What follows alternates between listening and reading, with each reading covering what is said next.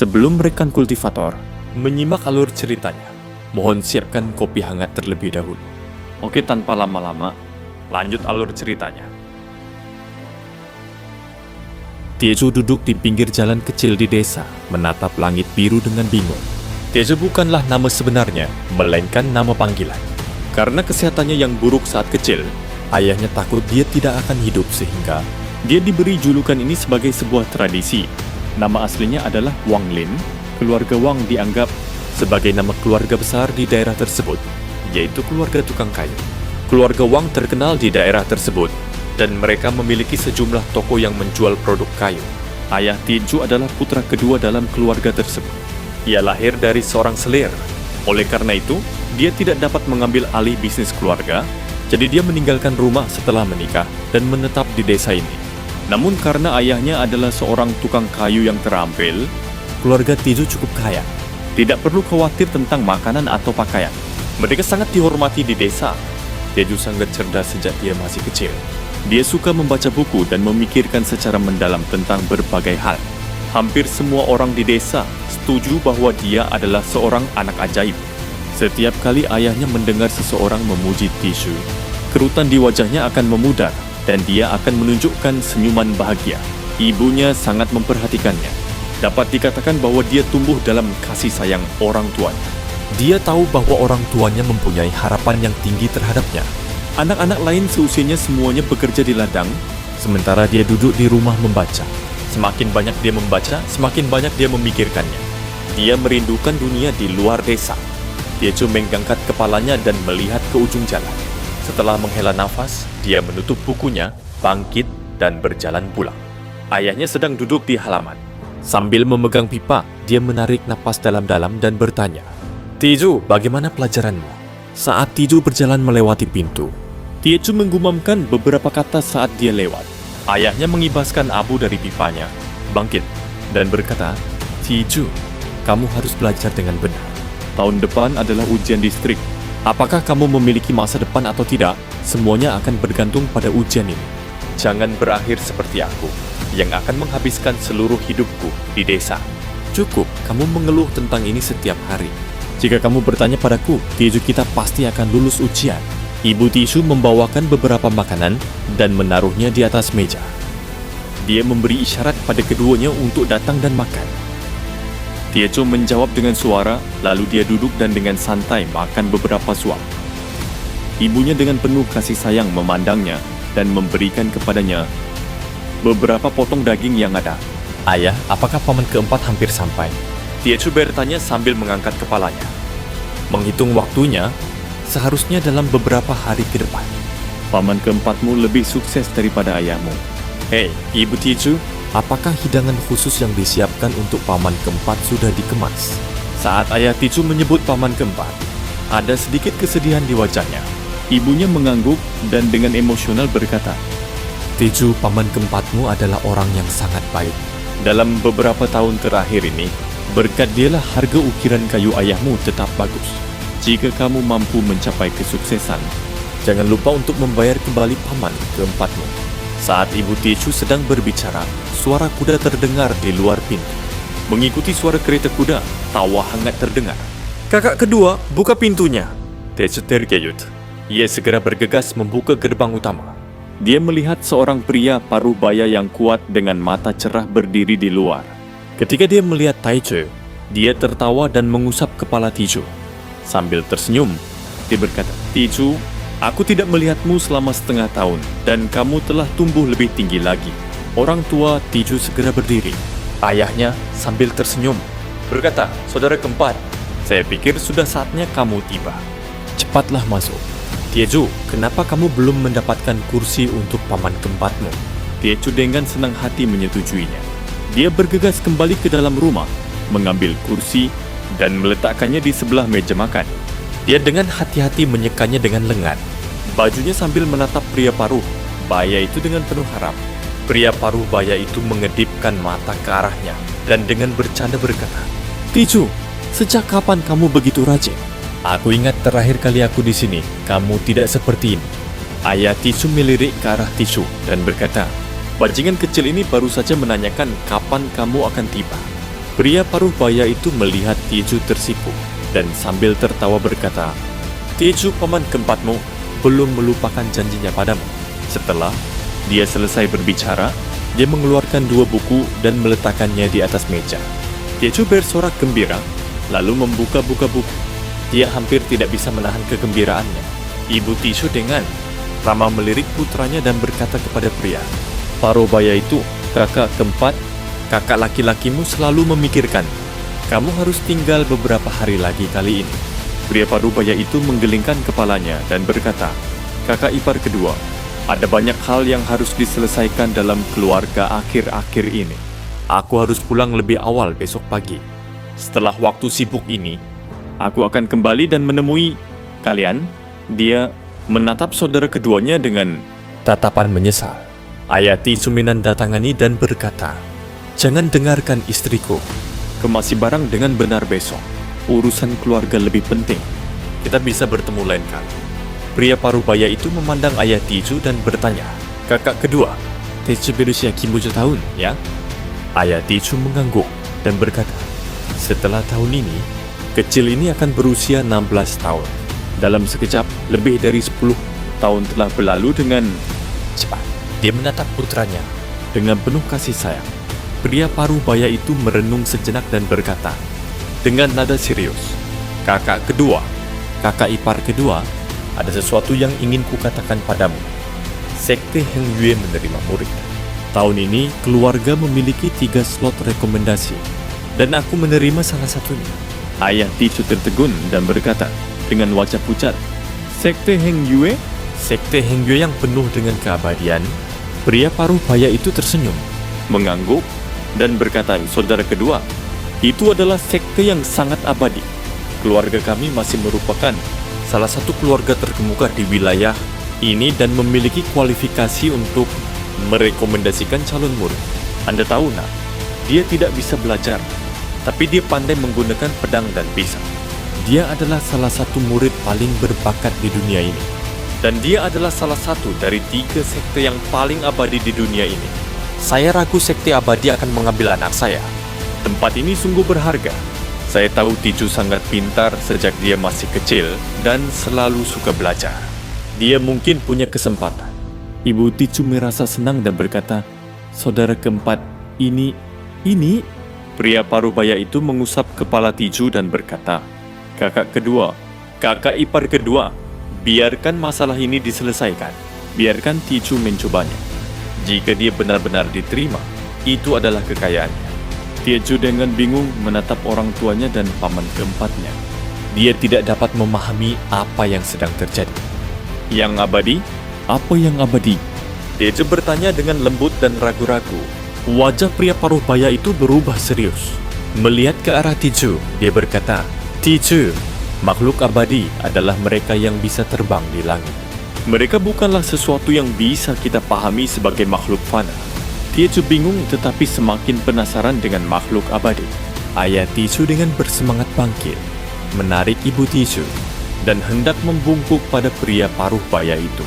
Pria paruh baya itu dengan cepat menarik mereka dan dengan tulus berkata, "Kakak kedua, apa yang kamu lakukan? Ibuku meninggal lebih awal. Aku tidak tahu apa yang kamu lakukan. Jika bukan karena ibu, kakak kedua yang merawatku, aku tidak akan berada di sini hari ini. Tiju adalah keponakanku dan hanya ini yang bisa kulakukan." Ayah Tiju mulai menangis. Dia menepuk punggung pria paruh baya itu dengan keras, menganggukkan kepalanya, dan dengan tegas berkata kepada Tiju, "Ingat Wang Lin, jangan pernah melupakan apa yang telah dilakukan paman keempatmu untuk kami, atau aku tidak akan menganggapmu anakku." Hati Tiju bergetar.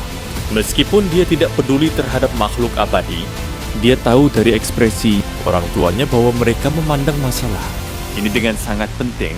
Dia berlutut di depan paman keempatnya dan melakukan kowtow beberapa kali. Pria paruh baya itu menarik Tiju dan memujinya. "Anak baik, bersiaplah dan aku akan menjemputmu di akhir bulan." Malam itu Tiju tidur lebih awal. Dia masih bisa mendengar suara dari ayah dan paman keempatnya. Ayah sangat senang. Meski jarang minum, dia harus minum beberapa cangkir bersama paman keempat hari ini. Yang abadi apakah itu? Hati Tejo sangat gembira. Dia tahu di dalam hatinya bahwa ini adalah kesempatan untuk melihat dunia luar. Paman keempat berangkat pagi-pagi keesokan harinya. Tejo dan orang tuanya mengantarnya ke pintu masuk desa. Dalam perjalanan pulang, dia dengan jelas memperhatikan bahwa ayahnya terlihat jauh lebih muda. Matanya dipenuhi harapan. Harapan di matanya jauh lebih besar daripada saat dia ingin Tejo lulus ujian distrik. Tidak ada rahasia di desa ini, meskipun berapa banyak anak anjing yang dilahirkan oleh seekor anjing. Semua orang di desa akan mendengar berita itu. Segera, semua orang di desa mendengar berita dari ibu. Tejo dan semua tetangga datang berkunjung. Pandangan semua orang terhadap Tejo berbeda dari sebelumnya. Ada yang dipenuhi rasa iri dan ada pula yang iri hati. Keluarga Wang melahirkan seorang putra yang baik. Dia telah diterima sebagai murid Sekte Heng Yue. Saya telah memperhatikan anak ini, Tejo, saat dia tumbuh dewasa. Dia sangat pintar sejak dia masih kecil. Sekarang dia adalah murid Sekte Heng Yue. Dia memiliki masa depan yang sangat menjanjikan. Tejo, kamu mempunyai bakat yang luar biasa. Ketika kamu sukses di masa depan, jangan lupa untuk kembali dan berkunjung. Pembicaraan ini memenuhi telinga Tejo. Bertingkah seolah Tejo sudah menjadi murid Sekte Heng Yue. Setiap kali orang tuanya mendengarnya, mereka tidak bisa berhenti tersenyum. Kerutan di wajah mereka sudah sangat berkurang. Setiap kali Tejo berjalan sendirian di desa, semua penduduk desa dengan penuh semangat bertanya kepadanya tentang ini dan itu. Bahkan ada orang yang menyuruh anaknya untuk mengikuti Tejo sebagai contoh. Setengah bulan berlalu dengan cepat. Berita tentang Tejo menjadi murid Sekte Heng Yue telah menyebar dengan cepat. Semua penduduk desa terdekat datang menemui Tejo. Setiap orang yang datang membawa hadiah. Orang tua Tejo tidak bisa menolaknya. Tapi saat mereka pergi, orang tua Tejo merencanakan hadiah balasan. Menurut ayah Tejo, putra kami akan menjadi abadi di masa depan, jadi dia tidak bisa berutang budi apapun. Kami akan menyiapkan hadiah balasan untuk semua pengunjung. Segera, keluarga Wang mengetahui bahwa paman keempat Tejo memberikan tempat putranya kepada Tejo. Satu demi satu, mereka datang untuk memberi selamat kepadanya. Ayah Tejo sangat mementingkan kunjungan kerabatnya karena banyak dari mereka yang dulu meremehkannya dan mengusirnya dari keluarga bertahun-tahun yang lalu. Sekarang setelah mereka semua datang mengunjunginya, dia merasa kesedihannya selama bertahun-tahun langsung hilang. Dia dan ibu Tejo berdiskusi sedikit dan memutuskan untuk menghibur semua orang dengan baik. Mereka menghabiskan banyak uang untuk menyewa guru desa untuk menulis undangan untuk dikirimkan kepada kerabat mereka. Guru desa tidak menginginkan uang. Dia ingin Tejo mengakui bahwa dia tumbuh dengan belajar di bawah asuhannya. Tejo tidak keberatan karena ini adalah kebenarannya. Setelah undangan dikirim ke sebagian besar anggota keluarga Wang, ada begitu banyak orang, sehingga ayah Tejo harus memindahkan lokasi pesta ke alun-alun desa dan mengadakan pesta. Penduduk desa membantu menjamu para tamu. Saat mereka berbicara satu sama lain, mereka akan memuji Tejo tanpa henti. Ayah Tejo membawa istri dan putranya ke pintu masuk desa untuk menyambut para tamu secara pribadi dan memperkenalkan setiap kerabat kepada Tejo. Ini adalah kakek ketigamu. Ketika ayah meninggalkan keluarga, kakek ketigamu diam-diam banyak membantu. Tejo, kamu harus ingat untuk membalas kebaikannya, kata ayah. Tejo sambil membantu seorang lelaki tua berambut putih. Tejo dengan cepat mengangguk. Orang tua itu menatap Tejo dan berkata, "Saudara kedua, waktu berlalu begitu cepat. Putramu sudah sebesar ini. Masa depannya sudah lebih cerah daripada masa depanmu."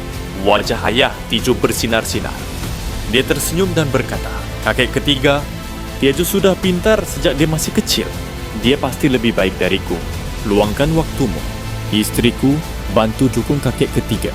Ibu Tejo dengan cepat membantu lelaki tua itu berjalan menuju pesta. Melihat lelaki tua itu pergi, ayah Tejo mendengus dan berkata kepada Tejo, "Orang tua itu memandang rendah ayahmu dan memaksaku pergi. Sekarang kamu memiliki masa depan yang baik, dia datang untuk memberi selamat padaku." Dia hanya kerabat seperti itu. Tejo mengangguk tanpa mengerti dan bertanya, apakah paman keempat akan datang? Ayah Tejo menggelengkan kepalanya. Paman keempatmu mengirim surat. Dia tidak akan bisa kembali sampai akhir bulan. Saat itu, gerbong lain tiba di pintu masuk desa. Seorang pria berusia 50 tahun lebih keluar. Dia memandang ayah Tejo dan berkata, kakak kedua, selamat. Wajah ayah Tejo berubah menjadi rumit dan dia berkata, kakak. Mata lelaki tua itu menyapu dan menatap Tejo. Dia tersenyum. Kakak kedua, jadi ini putramu? Lumayan. Mungkin dia benar-benar akan terpilih. Ayah Tejo mengerutkan kening, menggeliat dan berkata, Tejo mungkin tidak memiliki banyak pahala, tapi dia pintar dan suka membaca buku. Dia pasti akan terpilih. Itu belum tentu benar. Ketika Sekte Abadi mencari murid, ada persyaratan yang sangat ketat. Saya melihat bahwa anak ini sangat bodoh. Pergi akan membuang-buang waktu baginya, kata suara angku dari kereta. Lalu seorang anak laki-laki berusia 16 atau 17 tahun melangkah keluar.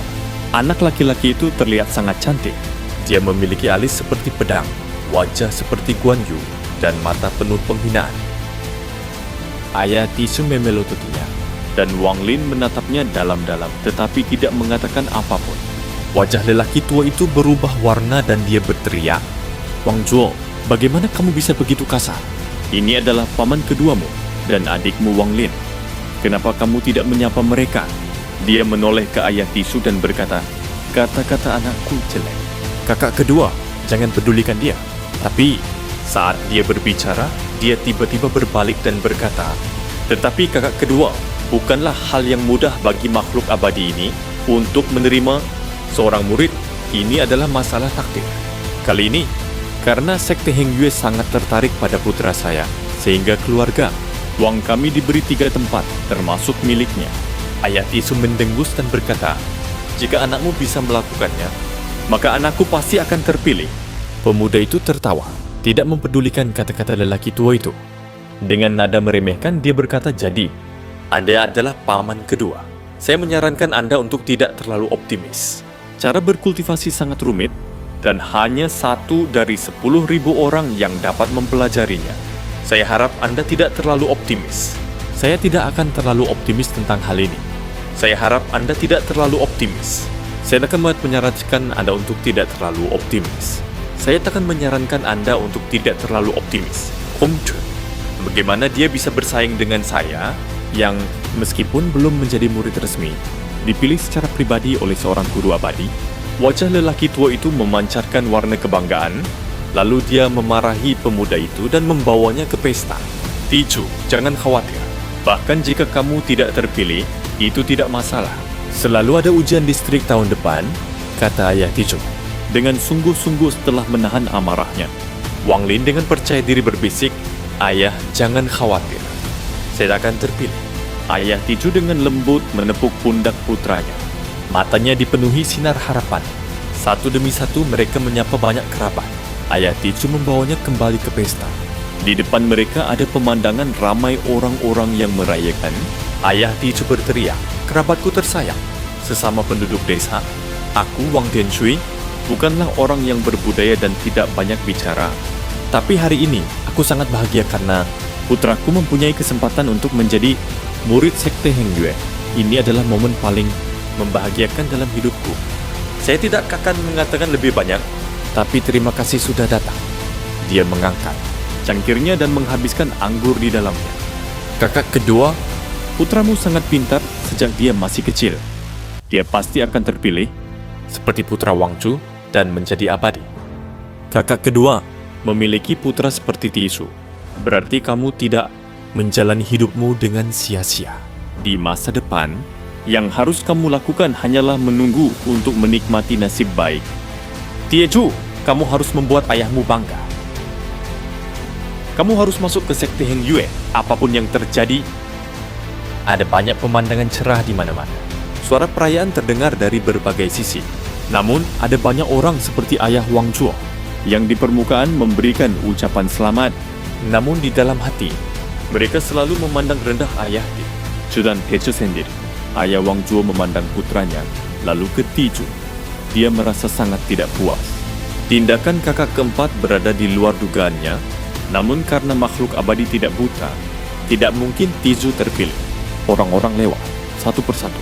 Ayah Tiju menarik Tiju dari meja ke meja untuk bersulang dan memperkenalkan berbagai kerabat yang tidak dikenal kepadanya. Hari ini, Ayah Tiju mengonsumsi banyak anggur. Dia belum pernah dianggap sebaik ini sebelumnya. Pesta itu berlangsung hingga larut malam dan semua orang mulai pulang. Sebelum pergi, dan masih dengan ekspresi jijik, Wang Zuo, meskipun tidak ada yang menyadarinya, berbisik kepada Tiju, "Bodoh, kamu tidak akan terpilih. Kamu tidak cukup baik." Dia pergi bersama ayahnya sambil menunjukkan senyuman penuh penghinaan. Setelah kembali ke rumah, Tiju berbaring di tempat tidurnya. Dia diam-diam memutuskan dalam hatinya bahwa dia harus dipilih bagaimanapun caranya. Setengah bulan berlalu dengan cepat. Hari ini, paman keempat Tiju tiba dengan kereta. Orang tua Tiju dengan cepat menyambutnya masuk. Pria paruh baya itu membasuh wajahnya dan buru-buru berkata, "Kakak kedua, kakak ipar kedua, aku tidak bisa tinggal lama kali ini. Aku akan membawa Tiju dan pergi. Sekte Heng Yue akan tiba untuk menjemput calon murid besok pagi." Ayah Tiju tercengang. Jejak kesedihan muncul di wajahnya. Dia dengan tegas berkata, "Baik, Tiju, ikuti paman keempatmu. Jika kamu terpilih, belajarlah dengan patuh di Sekte Heng Yue. Namun, jika kamu tidak terpilih, jangan khawatir dan kembalilah ke rumah." Tiju tidak ingin meninggalkan orang tuanya, mengangguk dengan berat. Ibunya mengeluarkan bingkisan dari kamar dan dengan penuh kasih berkata, "Tiju, dengarkan paman keempatmu dan jangan menimbulkan masalah. Bagian luar tidak sama dengan rumah. Kamu harus bersabar. Ibu telah menyiapkan beberapa baju baru untukmu. Kamu harus bersabar. Juga, ada beberapa ubi panggang favorit Anda. Ibu akan merindukanmu. Jika Anda tidak terpilih, kembali saja." Saat Ibu Tiju berbicara, air mata mulai mengalir di matanya. Tiju tidak pernah meninggalkan desa seumur hidupnya. Ini adalah pertama kalinya dia pergi. Paman keempat dengan emosional berkata, "Tiju, kamu harus terpilih agar kamu bisa membuat orang tuamu bangga. Kakak kedua, kakak ipar kedua, keluarga akan mengadakan perayaan besar dalam beberapa hari, jadi aku terlalu sibuk hari ini. Besok, aku akan menjemput kalian. Aku akan menjemputmu. Besok, hasil untuk ketiga." Kandidat seharusnya sudah keluar pada saat itu. Dia segera menarik Tiju ke kereta, mencambuk kudanya, dan berangkat. Dengan berlinang air mata, orang tua Tiju menatap kereta yang dengan cepat menghilang di kejauhan. Tiju belum pernah meninggalkan rumah sebelumnya. Apakah dia akan ditindas? Kata Ibu Tiju sambil menggigit bibirnya. Matanya dipenuhi kesedihan. Dia telah dewasa dan harus mengurus kekayaannya sendiri. Ayah Tiju mengambil pipanya dan menarik napas dalam-dalam. Lebih banyak kerutan muncul di wajahnya.